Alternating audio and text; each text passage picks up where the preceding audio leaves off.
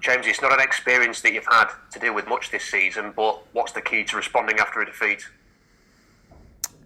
Consistent behaviours. Look, it's forgotten. It's done. We've reflected on it as a group. We're in Wednesday morning. A lot of disappointment, obviously, around the camp, which is pleasing in a way because no one likes to lose. Shows that we're winners. And we've just got to bounce back like we did from the Woking defeat when we went to Wrexham and performed really well. We didn't get our just desserts at Wrexham. We should have won the game. So we hit those performance outcomes, concentrate on the performance, the results will come. You mentioned training wasn't as sharp as you'd hoped on Monday. Have you seen a positive response to that Maidenhead defeat from your players so far? Yeah, it's been light. When you go in Saturday, you have to come off them a little bit in training, but the focus has been there. We can train in many different ways, not just on the pitch. So there's meetings that go on, there's analysis that go on, etc. There's individual meetings, collective meetings. So we can reflect on performances in different ways and train in different ways. Sometimes it's in the classroom. So, but in general, the group that trained on the pitch was really good. The recovery group was good. Look, you're not going to hit brilliant performances in training all the time, but you've got to make sure you remain focused. And we weren't focused in the first moments of the game, and that's why we were chasing it. But we showed character again to come back at 2-2. And at that stage, obviously, them changing their formation to a more defensive shape, the home team, 20 minutes to go, they would have taken a point. It was just a little bit of a shock, obviously, to lose it from the set play. But again, our set plays have been excellent this year in general in both boxes. It shows perhaps we were a little bit off it on Tuesday, and it's a good lesson for us. We can take stock and realise that you're just not going to roll teams over. You need to be fully focused on what you're doing once you get caught out in this relentless league. It's not the first time you've had to start back-to-back long trips this season. I wonder what you thought about this, because this season on average you pick up 2.5 points a game on a Saturday, but in midweek it drops to 1.5. Is it just one of those things, or is there some possible reason that you could put your finger on why that is? It's a good start, that one. Look, it's more than a coincidence, I suppose. It's 1 point less, but we have struggled with injuries. So we've got players coming back in that are looking to get their game time. For example, Quasi. It would be careless of me to start him on Tuesday, considering he started on Saturday. He's just not there yet. And, you don't want to lose him again for the long term.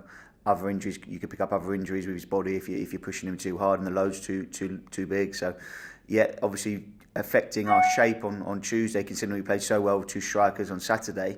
That's just where we are as a group. So I have no doubt that probably had an influence on the first half.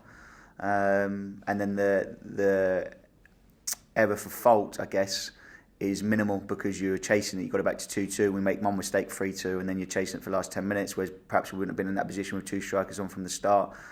Cabby got isolated, obviously, in the first half a little bit. So there's many factors on that game alone. But in general, to your question, I haven't got the answer to that because there's many variables that can go into that. But I have no doubt it's the fact that we've had the injuries, and also players returning from injury, playing Saturday, Tuesday can affect obviously form because of the load. What kind of game do you expect against Aldershot? Well, they've got a week coming into it. Their form's picked right up in the last 9 games.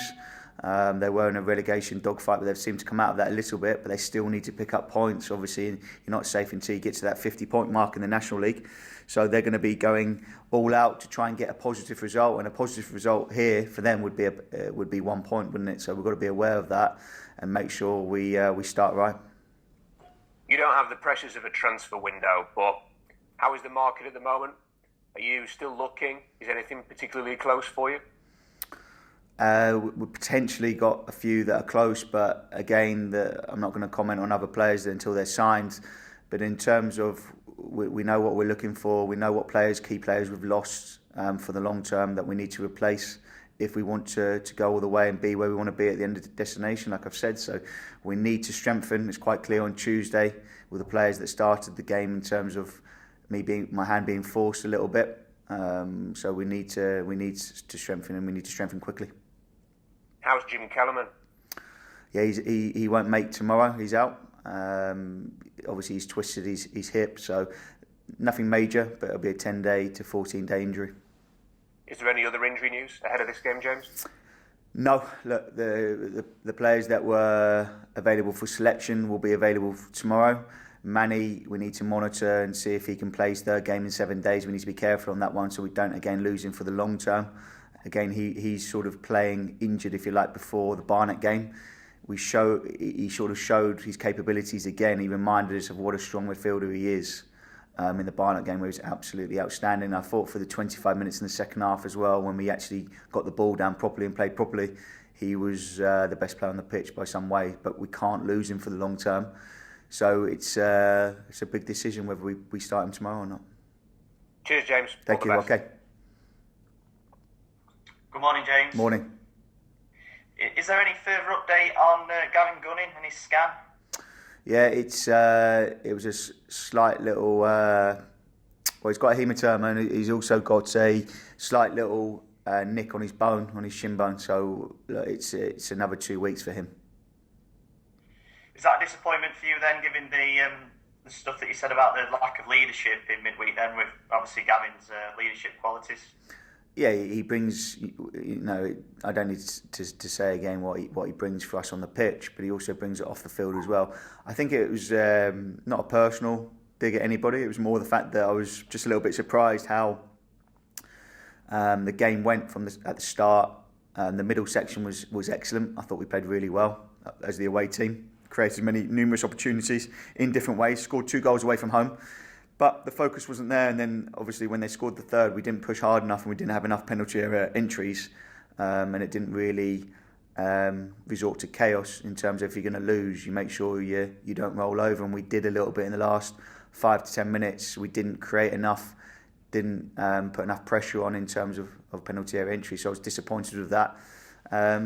So we've got leaders in there, we know we have, in terms of Curtis, etc. But everyone's allowed an off night now and then, and we got punished for it. But it's a lesson for us to take stock, reset, like we did before at Woking, when we didn't get the result of the performance in general for the 90 minutes. Because in the Woking game, we played well in parts as well in the first half. So we've got to make sure we're better prepared and equipped for the start of games away from home, especially midweek. And is there any update on Joe Rowley's injury situation as well? He's in full training and he's available for selection tomorrow, which is positive. He's been out for a while. Has it been a case of building him back up in training then? Yeah, he's been back in training now a full week. So yeah, I'm looking forward to seeing him again this morning, and I'm looking forward to him being available for selection for his parent club, because I brought him back from Kings Lynn because his performances were excellent. He was playing really well, full of confidence. The Joe that I sort of picked up a little bit, because he had a really good performance against Bournemouth before his major injury last year. He was the best player on the pitch for that half an hour before he tore his hamstring. So he's been a bit unlucky, and that injury he picked up in the last game at Kings Lynn was an impact one as a tackle. So we're hoping that now we can start getting a run of games and we can see, because I think people forget Joe's only 22. There's so much potential still there. We've just got to get him consistent games, and if he doesn't get enough game time here in the next few weeks, it might be a case of a short loan and then back full of confidence, and he can come in and make the impacts he wants in our starting lineup. You mentioned that there's possibly a few players close to coming in. Could we see anything before tomorrow, do you think? I don't think so, no. I don't think it'll be this weekend, but certainly from Saturday to the following Saturday, we've got a week there where we can focus on strengthening the team how we want to, but also there's been a couple of players that we've inquired about, and the price tag that the clubs are putting on these players is extortionate.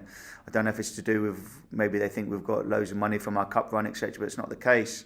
It's a bit bonkers, really, the price tags, and we've got to remember also we're in the National League, not the Premier League. So to stop a player's future, you've got to be there's some going, really, if their future can be changed by the deal they might get at this level, because they're not millionaires. You know, the money that they make needs to serve well in their future in terms of when they finish their career at this level.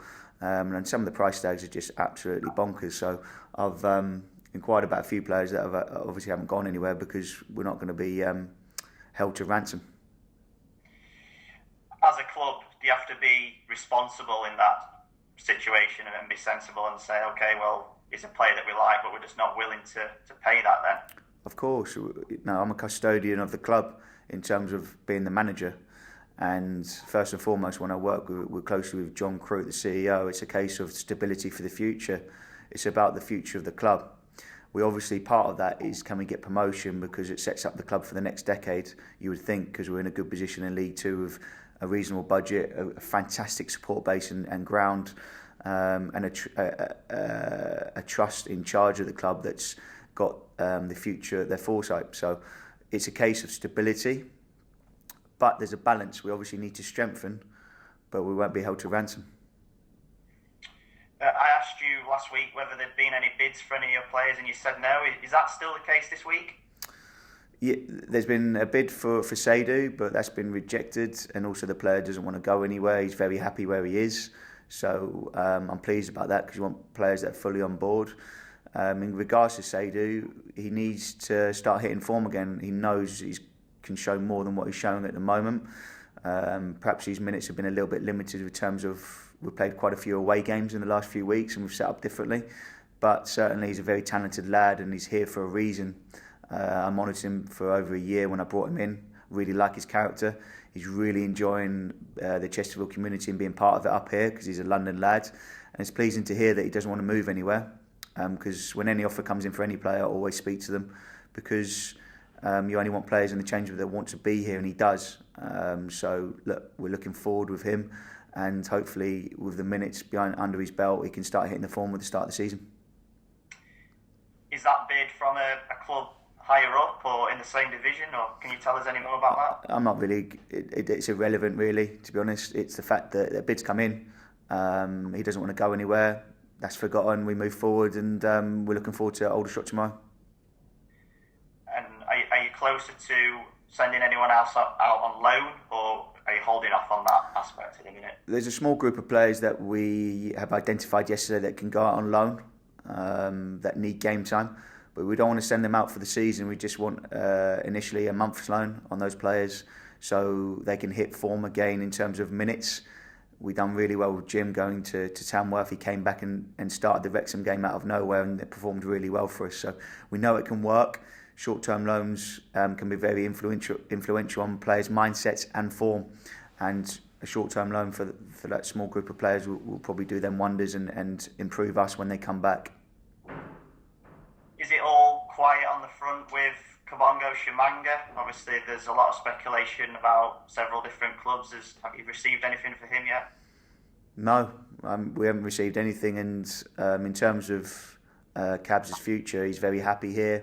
He knows his only focus is on the end goal, which is where we want to be. We want to be a League Two club come the end of the season. If we don't make it, it's about taking learning and moving forward and making sure we make it next year. But all focus is on this year. His form is fantastic. He's scored 3 in the last 2 league games. I think he could have scored more if he's been honest with himself. He's had extra chances as well. And the fact that he keeps getting in there, different types of goals, left foot, right foot, one-touch finishes, breakaway goals. He's a real asset to us, and he's a credit to himself. His professionalism has been superb, and his only focus is the end goal and achieving that as a team.